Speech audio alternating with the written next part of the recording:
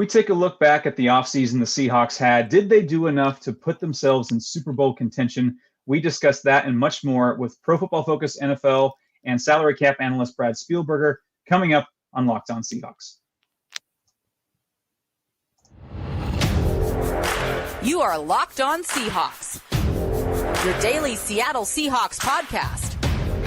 Part of the Locked On Podcast Network, your team every day.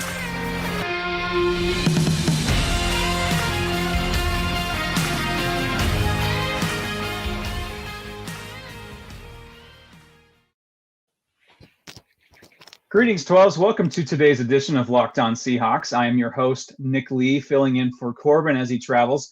With me, of course, is the reliable Rob Rang, and also a special guest today, Pro Football Focus NFL and salary cap analyst, Brad Spielberger. How are you doing today, Brad? I'm doing great. Thank you guys so much for having me. Thank you so much for taking the time. We really appreciate it, and Rob and I have been looking forward to this all day. And as soon as we heard that we were getting you on the show, my brain started spinning about some of the questions we might ask you.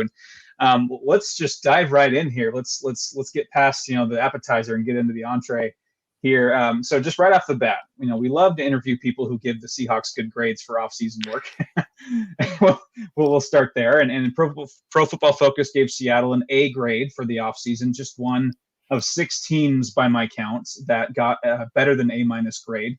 So in your opinion, why did the Seahawks earn such a high grade? Yeah, I think it was a blend of both their free agency period and their draft. Starting in the free agency period, I think they needed to add more juice in terms of a pass rush standpoint. I like the idea of not targeting a weak edge rusher group, but going after a guy like Dre'Mont Jones that can seriously push the pocket, can do a lot of things, can line up as a 3-tech, a 5-tech, and kind of be used differently in this front that obviously is very multiple now. So, I think they just addressed also a lot of holes, or not holes, but a lot of depth spots. I think bring in a guy like Evan Brown that can play center, can play guard, and they also poured resources there in the draft as well. But really, I think just you had a good roster that was getting better, and without overspending or going crazy, make a couple small moves. My personal favorite was probably Julian Love, the safety from the New York Giants, who I think can play in the slot, can play down in the box, can play deep third. He is a very interesting, kind of jackknife, and I'm honestly surprised at the value of his deal and the fact the Giants didn't do more to keep him. So all that for free agency, and then we'll get into the later picks. But you go Devin Witherspoon and Jackson Smith-Njigba in the first round, you're probably getting an A grade for the draft. I don't even care what you do with the next 6 or 7 picks after that. Yeah, and thank you for your answer, Brad. As Nick said, thank you for joining us here. That's I always want to draw in. Excuse me. I always want to kind of focus in on the draft aspect of this, and so that's really where my question is. And so I know. As part of the PFF umbrella, sometimes you can, as an analyst, I had to do the same thing sometimes when I was working with CBS or Sports Illustrated, that you get put in a position where you have to kind of explain the grades of others. So rather than, PFF's grade, as Nick alluded to, can you give, your own personal grade? Do you agree with that A grade for the Seahawks offseason? It sounds like you are a big fan as well. Yeah, so I actually had final say on those letter grades. So I guess you are talking to the person who also gave out that specific grade, or someone else did, and I kind of signed off on it. I do. I really think coming into this offseason, I thought they needed to be a mix between aggressive at a couple spots, but not go crazy, not kind of get themselves back into maybe a tight financial situation after making obviously the great decision to reset the books, get cheaper at quarterback, and of course add a bunch of draft capital. So I think they balanced that very well. And then just randomly, one player I think I was higher on the consensus, and I'm not as great of a draft analyst as yourself and many others. I do watch as many guys as I can, but I'm not deep in the weeds watching, Division II guys and stuff like that. I think I was higher on Derek Hall than consensus. I do get that he's a little bit undersized, maybe can't hold up on the edge against the run on early downs as well as you maybe like, which kind of does fit in with Boye Mafe and Darrell Taylor a little bit. But nevertheless, I think he's got serious juice and will be an interesting kind of designated pass rusher type, maybe as early as his rookie season. Ooh, I like that. You already got me more excited about Derek Hall for sure there. And just continuing with the draft there, all off season long, we flip-flopped on Jalen Carter. I'm all in, he's best player in the draft.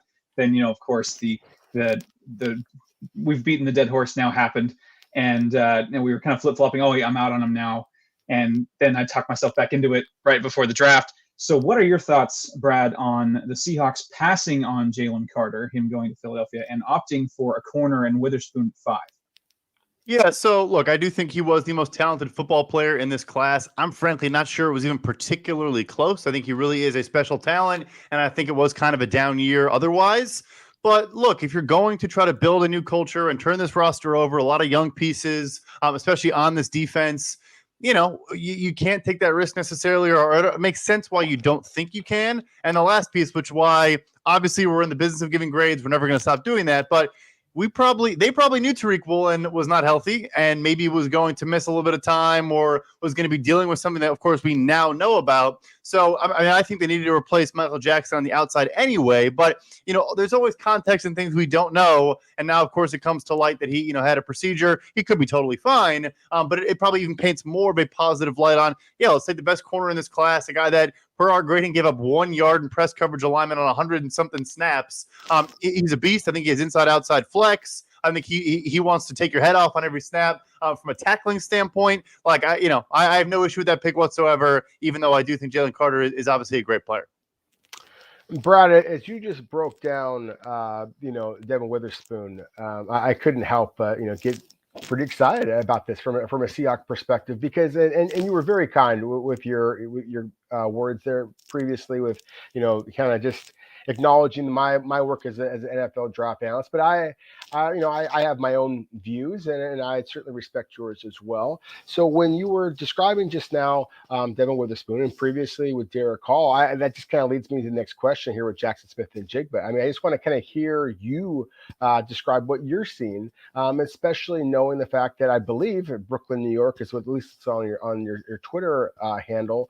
Then you're going to have some perspective on, say another former Ohio State wide receiver in Garrett Wilson. And so where do you see, Jackson Smith-Njigba being able to come into Seattle and having success? And do you think that he could have the same type of immediate impact that Wilson had for the Jets?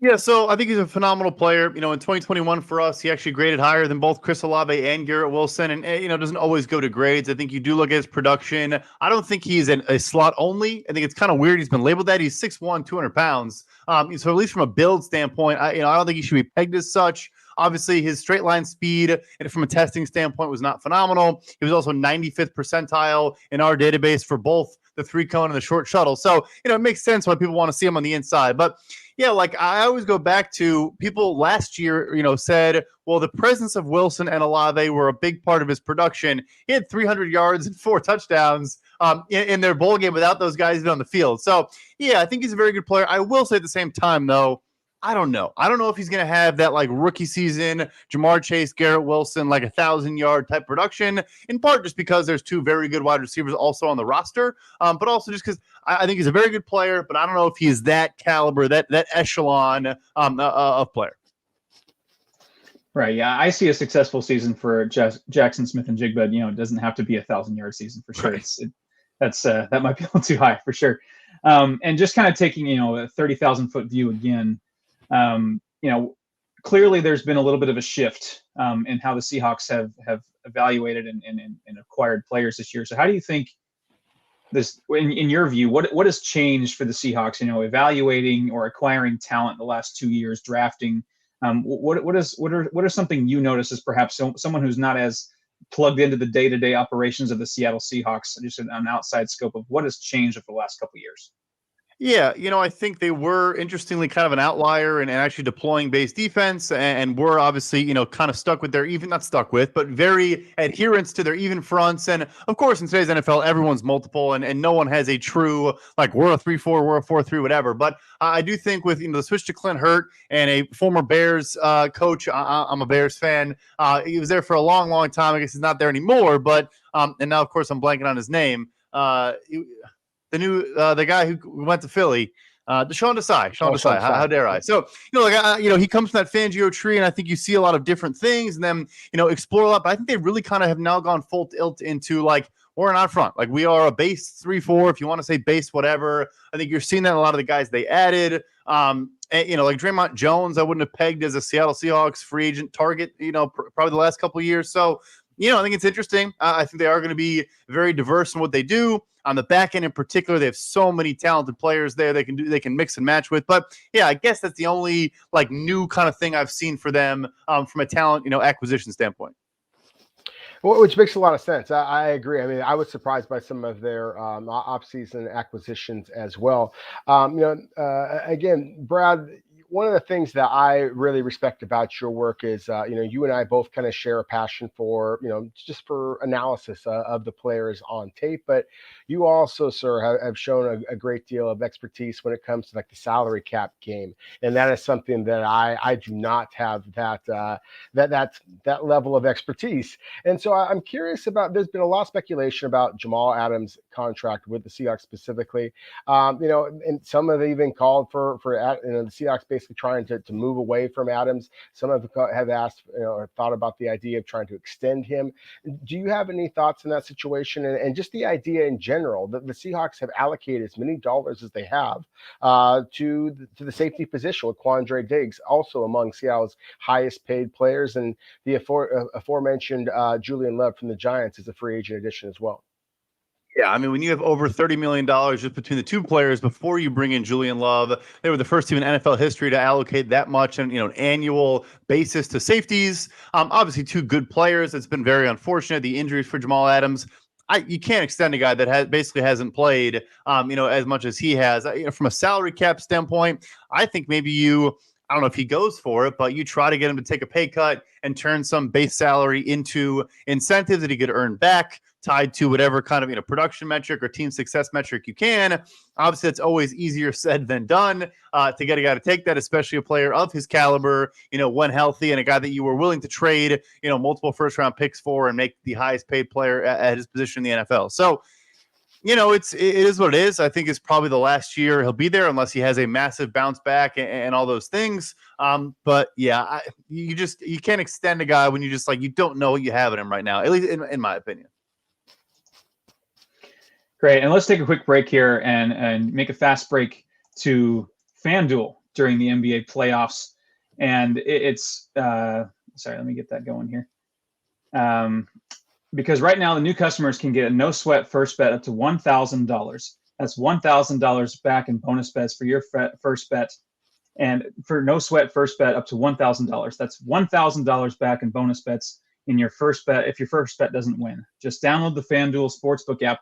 It's safe, secure, and super easy to use.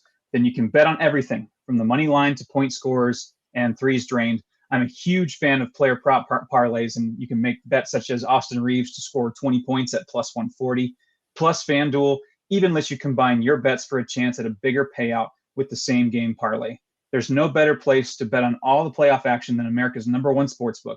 Visit FanDuel.com/lockedon and get a no-sweat first bet up to $1,000. That's FanDuel.com/lockedon. FanDuel, official sports betting partner of the NBA.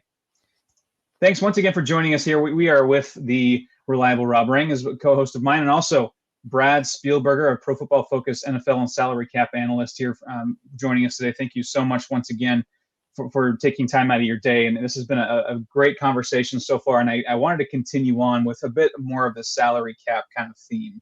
And I like asking these questions because, up until last year when Patrick Mahomes took home the Lombardi again, there was this, at least in my mind, there was a little bit of this stigma, historically, top paid quarterbacks have been struggling to win the Super Bowl. In the last, recent run of history, of course, Tom Brady famously taking, pay cuts to, help, disperse some funds to the team, even though he's still handsomely paid. So I want to ask you, Brad, based on your knowledge of the salary cap, how some of that works, and just your own opinions, how would you build a Super Bowl team? Would you hope to strike gold with the quarterback on his rookie deal and build around him with some elite players, maybe pay out for the #1 quarterback in the league, or somewhere in the middle? How would Brad Spielberger develop a Super Bowl contending roster? Yeah, so I do think that stat has been kind of skewed and overblown, and I always found it funny, and I've had this question asked a lot of times, and it's like if you just zoom out to like the conference championship game participants, it's all the highest paid quarterbacks in the NFL going back a number of years, and it always gets tied to their cap as a percentage, their cap hit as a percentage of the total salary cap, which also is kind of a fluky thing because you could restructure a guy's deal. And so his cap hit in that year could be low, even though he's still making a ton of money. If Matt Ryan won the Super Bowl and didn't blow a 28-3 lead, he had a massive cap hit. There's a lot of ways you can kind of poke holes in it. So, yeah, the easy answer is I want to get an elite quarterback on my roster, and I want to keep him on there as long as humanly possible, whatever it takes. But I will say this. So there is this massive benefit. The surplus value provided by a good quarterback on a rookie contract is kind of a cheat code right now. We've seen it time and time again. I think since the rookie wage scale in 2011, there have been 2 Super Bowls only that didn't feature at least one quarterback on a rookie deal. So it's like you're getting there very consistently with, guys that like a Jared Goff who aren't elite quarterbacks, but if you're paying them, $30 million less than they're actually worth, then you can spend around them, and then your roster can be good enough otherwise. So all of that said, the biggest issue and why it's so hard a lot of times to win with a highly paid guy, and I'm not even talking about Russell Wilson, but is there's been no mid-tier market. It's either you're an elite guy and you get top of market, and even if you're a second-rate Derek Carr, Kirk Cousins, whatever, you get so close to that top that you don't give enough of benefit to the rest of the roster, and you're still kind of hamstringing your situation. For me, Geno Smith was one of the first actual mid-market contracts we've seen in a very, very long time. I mean, less cash outlay this year than a franchise tag, less in fully guaranteed money than a franchise tag. It's very possible if things go poorly, which we hope they don't, he's there for 1 year, $28 million, and they move on. So it's so rare. Like it happens like once or twice a decade. That's the issue, is that the 12th to 16th best quarterbacks get paid like they're top 6 quarterbacks, and then it's impossible to build around them. But yeah, my short answer, cheat answer is just get me an elite guy, and I'll figure the rest out later. Yeah, Brian, that's the fun part. If you can find an elite quarterback, then you really can put your club in a position to compete for a Lombardi Trophy for a long time. Geno Smith played at that level last year, and that's what was kind of remarkable about it. I mean, obviously, he's the NFL's comeback player of the year, Pro Bowler, and I know that he was very highly graded on your website as well. I was going to kind of go back to that idea though about just the aspect of a cheat code if you can get a rookie quarterback, a quarterback on that rookie contract to play very well. Going back to your final mock draft, my final mock draft, I had the Seahawks having Anthony Richardson fall all the way down to number 20 overall and have the Seahawks going there. You had Will Levis going to the Seahawks at number 20 overall, rather than try to justify, because obviously the Seahawks did not select a quarterback. So, hey, you and I are each wrong in that regard. I'm curious if Geno Smith's contract played a role in your forecasting Will Levis. And I'm just curious about your perspective on things. As you mentioned, you're a Bears fan. I know that you previously had done some work with the Minnesota Vikings, and your book, on the draft itself, the drafting stage, which, by the way, for those people who are interested, is available on Amazon right now. But it really does show that you are an analyst who pays attention to the entire league. So I'm curious your thoughts, just real quick, on how do you think Will Levis is going to fare in the NFL, and Anthony Richardson for that matter? Yeah. So, I'd heard he was going to fall. I didn't really know how far. And so I, kind of just put him to Seattle at 20. Obviously, Liam Cohen, the Kentucky offensive coordinator in 2021, was with the Rams before, now back with the Rams. Him and Shane Waldron probably crossed paths at some point. Like, there's all sorts of connections between the two teams. So, yeah, Tennessee might have the worst if you combine offensive line and weaponry. They might be 32nd in the NFL. So that never really helps for a young quarterback. Obviously, leaning on Derrick Henry and Tajay Spears from Tulane can help a lot, in the other direction. So, yeah, my issue with Levis, I also did think he was the 4th quarterback. And look, I'll never pretend. No one knows how to analyze quarterbacks, in my opinion, much less myself. But it just a lot of random inaccuracies, just airmailing balls and just inconsistency. And I almost didn't really see it mechanically, like why it was happening so much mechanically. It just was happening. And so I wasn't really, kind of sure why there was such inconsistency in his play. And it kind of scared me off a little bit. But that being said, I mean, he has physical tools. He has physical gifts. I'm sure he's pissed off now that he was a second-round pick, and motivation can always be a great thing. So, we'll see. For Richardson, I think his ceiling is the highest of his class. I think Bryce Young is going to be a good quarterback. Like, I'd be surprised if he's not good. Maybe he won't be great. But Richardson is, it's not just the freakish athleticism. We all know about it. Greatest combine maybe ever for a quarterback. But I think this narrative that he's a project is a little bit overblown. His ability in the pocket, his presence in the pocket is really, really like high level. He was top 10 for us in pressure to sack rate. He does not take bad sacks. He either gets rid of the ball or obviously takes off and scrambles. And that's hard to teach, right? Just knows there's pressure around him, steps up well, steps laterally well in the pocket. The accuracy needs to get better. There's no question about that. But I think that will go a long way early on in his career. Great. Yeah. Thanks. And yeah, that was certainly something we debated ad nauseum here on Locked On Seahawks, which quarterback would fall and, who fits best. And of course, we won't know for a couple of years, in reality. I want to kind of focus a bit more on the 2023 Seahawks and coming up this year. And I actually really enjoyed your breakdown of Geno Smith situation, where he's not, of course, the elite. He's not, terrible. He's truly, that middle quality, which is not a knock on him. He's not, Patrick Mahomes or, some of the, Josh Allen or Justin Herbert, that kind of, but he's certainly proven that he can hang around with the big boys, so to speak. Is there a world, Brad, where the Seahawks can win a Super Bowl with Geno Smith under center in the next year or two? I really think it is. I'm very bullish on the team. On our podcast, I take the season win total over. I take them to win the division. I am a really big fan. I mean, you look at last year, 2 starting rookie tackles, and Geno Smith in his first season as the full entrenched starter, and he was as good as he was. I think there's a narrative that he kind of fell off the second half of the year. Yeah, I mean, he maybe didn't play as well, but I actually thought his game against San Francisco in the playoffs was a heck of a lot better than Dak Prescott and Jalen Hurts against the same defense in the playoffs as well. So, finished the season on an upswing.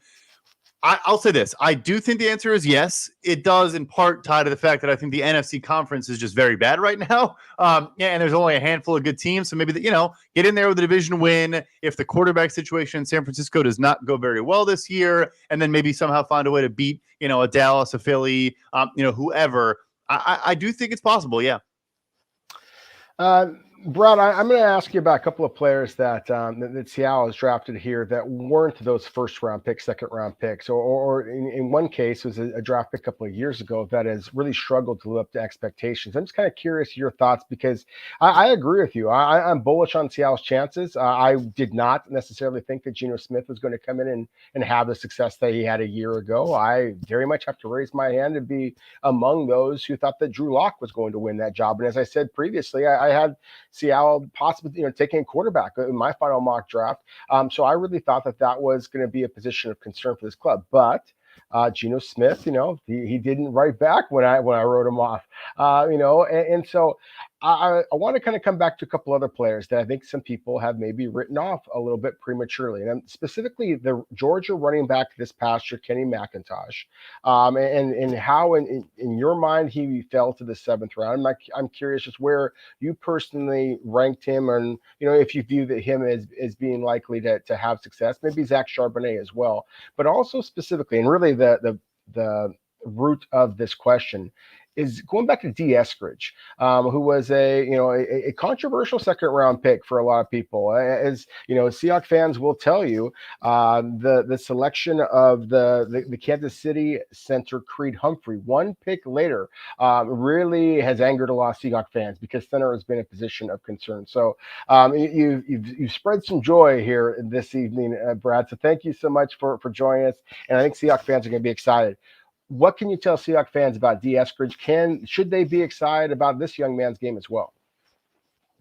I don't want to end on a negative note. Yeah, I think that the issue, I mean, what was he, 25 on draft day, I think, right? Yeah. And I know he had a good Senior Bowl, and that just stuck out to a lot of people kind of hanging with the big boys after playing at Western Michigan, I want to say it was.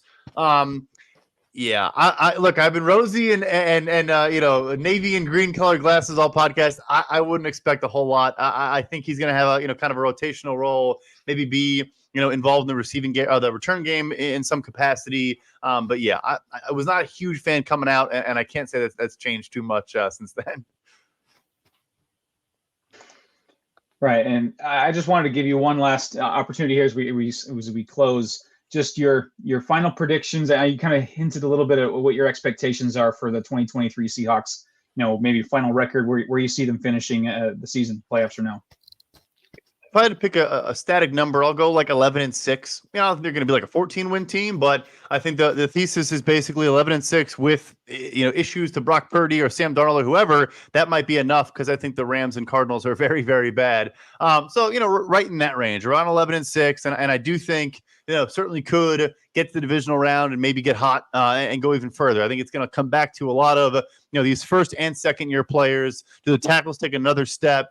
Do we see Jackson Smith-Njigba have one of those kind of awesome, impactful seasons? Go for 1,000 yards, whatever the case may be.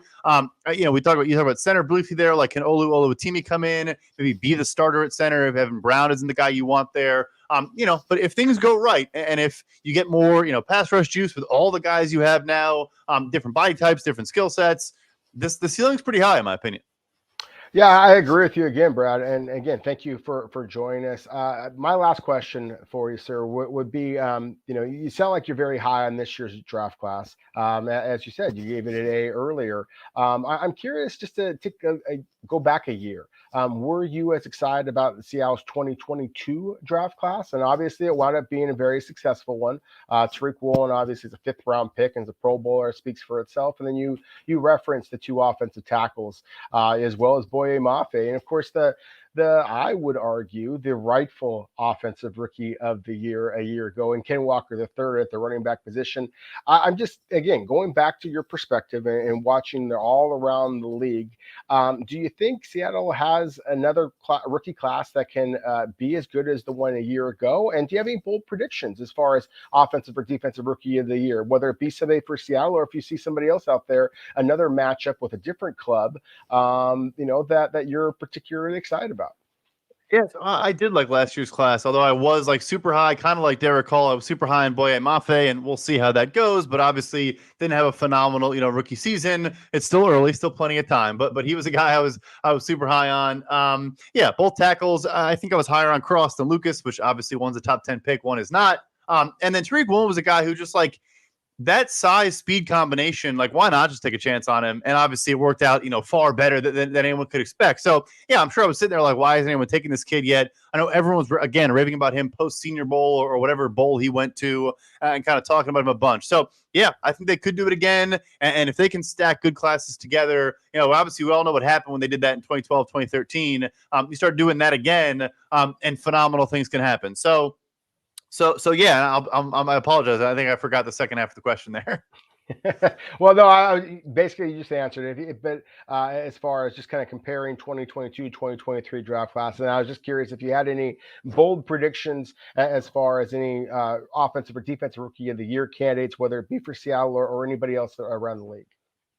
I do think both Seattle's guys should be, top of the list and certainly have a good shot. My kind of sleeper for offensive is Devin Achane, the Miami Dolphins running back who went in the 3rd round. I just think he's a perfect fit in that outside zone scheme, 4.32 40. And if they don't add anyone else, I think he's the best back on the team. And you get, spacing with Tyreek Hill and Jalen Waddle. He should have some big rushing lanes to carry the ball through. So I like him on offense. On defense, I got one I like, which is Will McDonald with the New York Jets.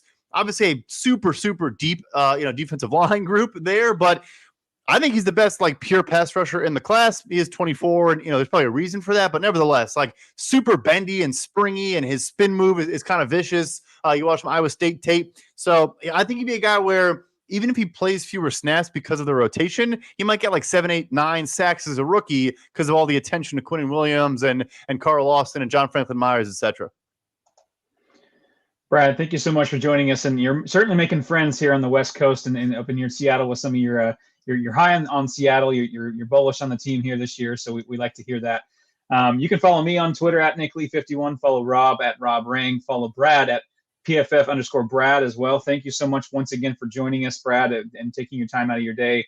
And we hope you enjoyed this episode as well. To those who listened to this wonderful interview. And of course, I hope we all have a safe Memorial Day weekend. It's nice and sunny here in Washington. Finally, I know that's kind of a rare thing, especially the reputation around the state. But Brad, thank you once again for joining us, and we hope to talk to you again soon. Yeah, thank you so much for having me. Of course. Thanks everybody, and go Hawks. Thanks, Brad. Yep, thank you.